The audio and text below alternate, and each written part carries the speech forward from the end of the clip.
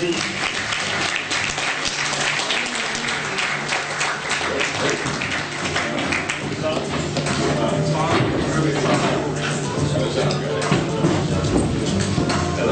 Is this on? Oh, it is. Oh, there it is. Okay. Hey, folks. Let me introduce the stars of Strainhunters, Franco and Arjan, right here. So consider a warm hand to these guys. Incredible new exotic strains. You guys are something else. Well, welcome. Thank you all for coming to our seminar. Let us going to try to explain a little bit about this new episode of Strainhunters. This was not the original footage you guys have been seeing on Vice. And also we don't have completely the hand in this because of course this is, as you all know, you're from America, this is a very big independent company in America. And for us it was a great honor to do because it was the first time we can go in mainstream and put out a message. And this was a rough cut that we thought was nice because most of you have maybe seen the real one to show another one. But the editing is not completely in our hands completely. We will come out with a Colombian Strainhunter of our own that has been shot on the same time, so we can spread our message a little bit more. This was also made for Vice, so they want to attract a bigger crowd, not only smokers but also other people, so they spice it up here and there. These missions are, as you can see here, pretty complicated, especially the one here in Colombia. We're going to try to explain you a little bit. For example, it looks all very relaxed here. But I can tell you the most important and dangerous parts of the missions we were not even able to film. I cannot say too much about it, but you all can understand where we've been going and what kind of characters we have met. And not everybody appreciates to be on camera in those areas. So it was a little bit difficult to film. And also in this scouting mission, of course, we had Gato, our friend, for many years. But it was also very difficult to prepare in these kind of missions because if you start preparing these kind of missions, other people wake up, you don't want to have them involved, and all things start happening, so you have to do a hit and run, you have to go in, find the good people in a few days, and get your stuff done, you're collecting the seeds and shooting the film, and then something nice comes out of it. Next week we will launch our Jamaican one, and after that in April we will launch our own original Colombian movie that Heiko has been shooting on the background. I'm going to give you to Franco, who's going to say a few things. And also what I would like to emphasize that what we are trying to accomplish with Strainhunters is just more awareness and make it more acceptable in the world. And to show everybody how normal this product is and how much there is of this product. And I don't know how many people of you have seen St. Vincent and Trinidad, another one we have made a while ago. And just last week there was an interview with the president of St. Vincent with the BBC. You can check it on YouTube, the president of St. Vincent with the BBC. And there the president stating now that he's not going to lock up people anymore for an ounce, and people should be able to smoke a spliff. And what are they going to do about the whole case, because America is regulating, they don't want to import it from America, that's what they clearly said on the BBC interview. So they're also thinking about their own recreational medical marijuana use. And we wrote them a letter a while ago, and we also made a movie there a year ago. And then we really stayed two countries next to each other, Trinidad and St. Vincent. And in Trinidad, when we arrived, there was a state of emergency. Tanks were in the street. Nobody was allowed after 6 o'clock. Was a curfew. So a very high-tense country that is completely ruined by cocaine trade and people using crack and no-go areas. So we basically say in our documentary, don't go there because they locked up all the planters the last 5 years. And then like literally 30 miles next to it, there's another country where everybody's really happy and smoking pot. And we showed those both things in the documentary. And now even in some countries, and it's not only of course in St. Vincent, we've got Uruguay. And because of you guys in the States, the coffee shops in Holland are still open. So everybody's helping each other to spread out this message that it should be more regulated. And that's what one of the things we're trying to accomplish with Strainhunters, besides collecting, of course, valuable seeds that can be a benefit to all of us in the future. Want to give it to Franco. Thank you very much. The first thing I want to say to everybody is that without the man to my right, the Gato, all this would have not been possible. I mean, this is the person who made it all possible.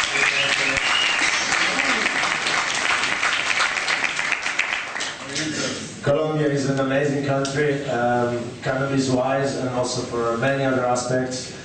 We were there very short, unfortunately, because things are pretty hot down there in the jungle. So we had to try to film and go with the material. But my experience of Colombia was that cannabis, it was another proof that cannabis makes the difference for the poor people in the world, especially around the equator, in all continents. And it was another confirmation of the fact that cannabis can change lives, can really change the course of people's destiny. In Colombia, we saw cannabis bringing people away from war, bringing people away from conflict, and in a way that only is possible when there is a lot of support. And in this case, the support was given by a guerrilla organization, an organization that is fighting for their cause. And you might agree or you might disagree with them, but definitely the fact that they use cannabis to pull back people from combat and to make them productive again with a crop, with an agricultural crop, is a good thing. Colombia was also the proof that Strainhunters is an ongoing mission that gives very good results to us because we are able to retrieve really good, precious land-raised material that is very difficult to access, but also in general for the cannabis community, because we see, especially now that people like Vice get involved, bigger organizations that have a lot of audience and a lot of impact on public opinion. Now we see that Strainhunters really gives information to people who were not aware of cannabis or who were aware of it in the wrong way. And this is really changing the game. We get a lot of positive feedback from these missions, so we are really determined to go on with it for as long as we can. And I can say that definitely out of the Colombia mission, 3 very important land races came to be part of our collection. We are busy working with them. Strainhunter Seed Bank is a new project that we have that will bring all these plants that you see in the documentaries into reality for all the growers worldwide. There's going to be a seed released in the next 6 to 12 months. They are regular seeds, exactly the F1 generation from the selected plants that we chose in the fields you see in the documentaries. So for us, this is a very special project, something that can really give access to everybody to the original land-raised material that otherwise the only way to get your hands on it would be to actually travel to those places and take the chance yourself.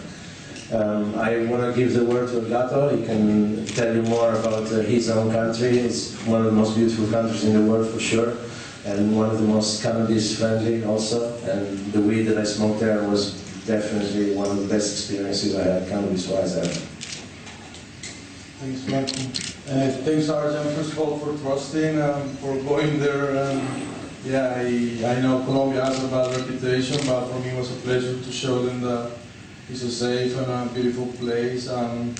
We have a great time showing them the quality of the product we have there and different places of the country. Also, one guy, Garrido, he's one of my best students, and he grows some of the best spots with the genetic that I give him. And yeah, I don't live in Colombia for a long time ago, but as you go, we have good friends there, and yeah, I take all the crew of the Strainhunters on a nice journey, and we have a nice time in all the cities. And it was a great trip.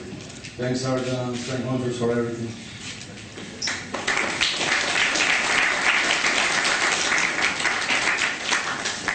If you guys have any questions, if you have any ideas, any feedback for us, it would be really nice to please start a little Q&A session. You're stoned, but you're not that stoned, please. There you go. Sorry, where's the next Strainhunters? Where, I cannot tell you because it's not very healthy for us to release this kind of information. you can imagine that when we go to a country and we try to achieve to film this kind of things, we don't have any permission from governments, we don't have any filming license or anything like that, so it's pretty dangerous. But I can tell you that we have a long list of places which have definitely land races that have been untouched for at least 20-30 years, very isolated. On the list for the future, I can say Philippines, I can say Nepal, I can say more countries, and definitely we're not going to stop. Yeah. Could you elaborate a little more on what exactly a landrace seed is and how it's defined? A landrace is defined as an autochthonous plant, so an indigenous plant that is particular to an area and that is not being crossed, that is not being changed by coming in contact with different genetics.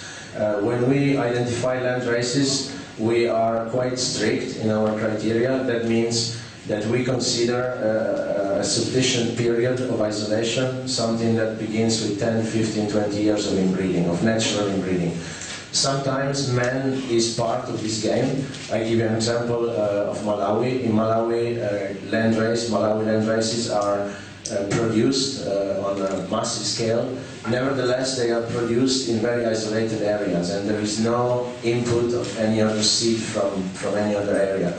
So you have this inbreeding process that goes on down the generations for years on a large volume of seeds, a large volume of plants, and this achieves a level of inbreeding by quantity and by natural selection, by survival of the fittest every year, that is unmatched, that you cannot replicate in any controlled environment just by its sheer volume.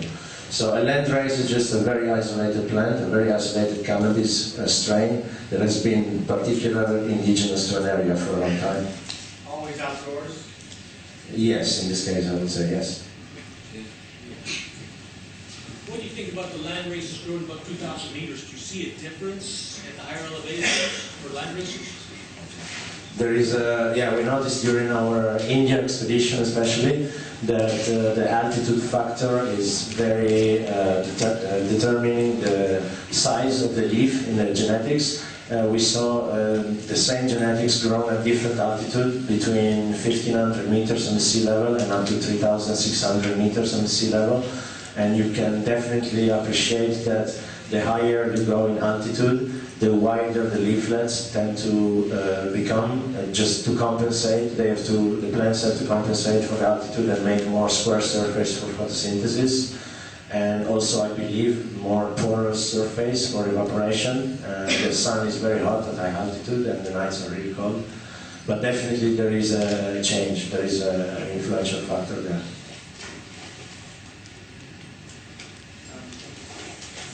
Yeah. Does it change the potency of the THC and the CBD levels in the plant? Yeah, definitely it influences. I mean, just because the sunlight factor is different, I would say that factor alone, the sunlight, is a big factor that would influence it. I don't know personally, I don't have scientific data to say if altitude itself influences it, but I think definitely it's so many factors involved. Yeah, especially in the north of India, you see the plants there, they are not nice to smoke. That's why they make the charas from it, you know, basically the hand-rubbed hashies. Same for Nepal. And the plants look beautiful, but they taste not as you wish they would be tasting. So that's why we make the hash. Yeah. About Colombia, what makes you think that the legalization of the cannabis would lead to less exploitation of the people there by the guerrillas and like tribes that Well, it's a complicated question. One of the main reasons of the war there is that it used to be all coffee farmers, and when Monsanto came around, which one was the American one? 1960s. One of the big chemical companies passed by with new coffee plants, and then they needed fertilizer. And the rest of the story is history. The plants died after a few years because they could not afford fertilizer anymore. And basically the big landowners came in and bought all their land. Now you see a situation where it could be Afghanistan or it could be any other well-known international group who's fighting some kind of government, is being supported by money that comes out of cocaine or heroin trade or whatever. And one of the good things is you saw in some of the areas in Colombia now where there used to be a lot of coke, you see all growing popping up for marijuana, so marijuana is getting popular again instead of cocaine. So there's all kinds of different angles in a country, you know, some wars are getting finance and some wars not. But on the other hand, we're always talking about legalization and regulation. But what people don't realize, like I'm from Africa, in Africa you have a pot field, you have a mealie field, corn field, and a vegetable field. And the kids are not going to school because they have to guard the cattle. If the cattle walks into one of the fields and eat all their product, whatever of the three it is, the family just dies. So, and then what are you going to do about this whole group? Because you will have probably around 200 million people who are depending on marijuana around the equator. And if we in the Western society will legalize, well, we're not using the word legalizing anymore now because it's not very popular. In Europe now we're using the word regulate, so that gives us more possibilities. So you should all use that word in the future. But what are we going to do with all those poor people around the equator? If marijuana is not so illegal anymore, everybody's going to make maybe a little bit less money. And how would this affect the very poor farmers around the equator? So, you know, it's a very, very confusing thing to look at if you look from different kinds. Only, if I may say my opinion on that, only because of the fact that cocaine production is being replaced by marijuana production, no matter what the end reason is, I mean, that's already a positive factor, I think. Yeah. And I'm Colombian, and the main reason from my point of view and many of the citizens that understand the situation there is that grass is not a valuable commodity for cops or corrupt people, so they cannot trade, or it's not interesting for them. You know, grass is like something that they, as you see there, the countryside people grow and sell for so cheap that they can eat, so there's like nobody going after grass. You know, chemicals, like you were saying, heroin or cocaine, bring a lot of violence and guns and armed groups and that, but grass is more like the lower chain in that the crime scene, like we call it, whatever there. So, Question? How does Uruguay going to work if they're only going to distribute at $1 a gram? Sorry, I can't hear you. In Uruguay, Yes. they're going to pay the farmers 50 cents a gram. Is that correct? Well, in Uruguay there's a lot of plans, but technically there's not one plan that we have seen or is ready. So there's a lot of talk in the street. The plan is to sell the growth for $1 or sell it for $1. I have no idea. Maybe Gato, you know more, but the other thing gives around the world a lot of echo, but Julio Calzada is the main guy in the National Drug Board there, and he gets the number from some talk we have there about the production, and that was maybe a misunderstood of the guy who interviewed him or himself. But the $1 thing was maybe the cost to make it, but it's not going to happen. It's pretty sure they're going to go to $2.50, $3 maybe when they put it on the pharmacies or clubs. They're just regulating. Today morning, and they passed the first, let's say, stage in the Senate. Yeah, they're like 1 week or 2 weeks behind before happening. You know, in 2 weeks it's going to happen, definitely. The political will is there, and definitely it's going to happen, but the $1 a gram is not going to happen. There's no space for nobody to work on that number, you know, the taxes, everybody have to touch that. There's a lot of agencies in Uruguay who are going to have to split some responsibilities on the management of the whole process on that, you know, trade it, keeping it safe, who's going to distribute it, the licensing, and yeah, so it's a lot of things and steps to do, so $1 a gram is not going to happen, definitely. Not on a good product. If they bring it from Paraguay or something like that and sell brick, which is not going to happen, because they have to do it on their greenhouses and really high standards to name it medical, you know. So Yeah, definitely. I don't think, and most of the people I work in Uruguay, I have a consultant office there, and I'm a consultant for the Uruguayan government. I've been receiving visits from, also Arjan has been there, and most of the big six companies from Europe and other companies from nutrients, and a lot of people who want to get into Uruguay market are visiting. So I have really, I know what I'm telling you, and definitely the dollar gram is not going to happen. We are trying to also to help out a lot of people. You know, of course, we get a lot of requests. So I said before with St. Vincent and also with the Uruguayan government. And we have a model here now that we are presenting. We had a big meeting 1 month ago with a group organization. And you probably have seen us. We've been endorsed by Richard Branson. He's helping us out with our foundation.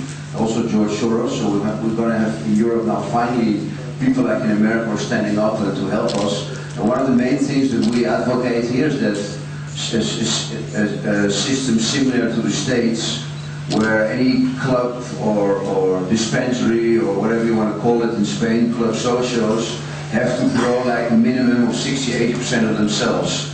There's two big things about that. The first of all is that the government can control you pretty good, and second, there's no criminal organization going to affect our business. And third, what's I think a really important one, is that big pharmaceutical companies, we can keep them out of our industry and not taking it over and putting it in packs of Marlboro and whatever.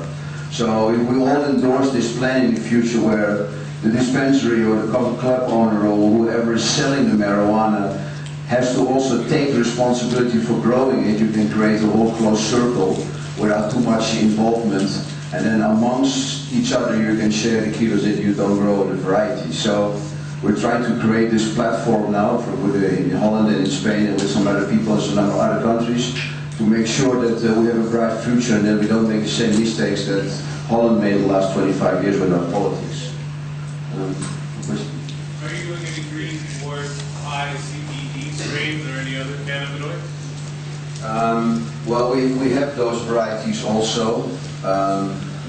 One of our problems was in greenhouse seeds that we already had so much varieties that it doesn't fit in the shops anymore. And the second thing is we're starting with Strainhunters now, where we are concentrating on land races, because we think that also has a future for other purposes. But we are looking at that and we are working that like any other company. When we were in charge of the production of medicinal marijuana for the Dutch pharmacies between 2001 and 2004, we had the chance to work with industrial hemp varieties, in particular Fedora, Felina, and Carmagnola. And there's definitely a very high potential there for high CBD development, like my good friend Franco can testify. And yeah, we are busy with it, but it's a long way because you have to consider the synergy effect. CBD alone doesn't work, the same as THC alone doesn't work.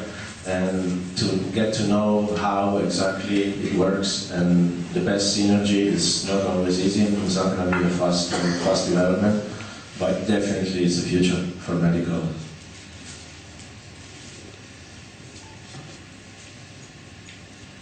What do you guys find the best way to collect and store pollen, male pollen long term? And have you ever thought of bringing some back under Strainhunters? We tried, we experimented with storing pollen and deep freezing it and then reusing it. We had some issues with condensation, but by defrosting it very slowly that can be solved. We do prefer to work with live pollen always, because we believe that the whole process of production is more efficient that way.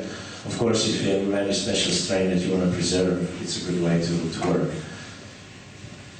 Yeah, if you can keep the seeds, it's much easier. If you keep them much longer, you'll have much more danger when keeping pollen, because it can get easily sterile with fluctuations, and seeds are technically much stronger. You can keep them many more years than pollen technique. You have to consider, with the same effort that you would use to bring back some pollen from a faraway place, you can bring back a very large amount of seeds. And in those seeds, you will find the same pollen that you're looking for. So. Yeah, I have a percent.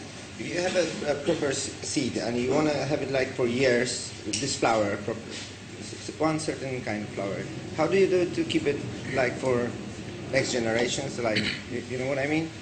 No, I don't know what you mean. Well, if you have put one type of one marijuana, variety of seeds. yes, you found it somewhere, and you want to keep it like for many years. How many years? No, well, for the next like to continue this flower, so you have to do it again from the seed, or you can clone it, and then you can. You can preserve it through mother plants, of course, and then if you have seeds that are very valuable, there are ways to preserve seeds for a long time. If you don't have seeds, then if you have just a clone, then just keep it alive and try not to go down too many generations. Try to keep your mother plants alive as long as possible, so that you don't have to go down too many. But you will have a slight degeneration after many, many years. So what you will have to find, if you have an only clone-only variety, you will have to find a male plant that's in a similar lineage, mix it, and then cross it back a few times, and then you come very close to the original, and then you can start the whole process over again for 10, 20 years. Thank you very much. That's what I thought. But it depends a little bit how strong your variety is, if you can keep it 10 or 20 years. Because there's a lot of varieties that are around, and one is stronger than the other. Yes, okay. Thank you very much. I think we can call the seminar closed. Please come visit us in the greenhouse. We are very excited about our flower bomb kush this year.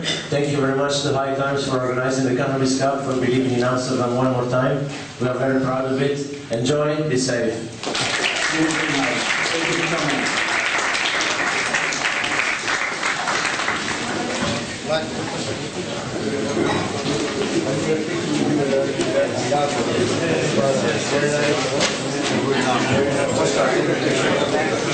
Colombia.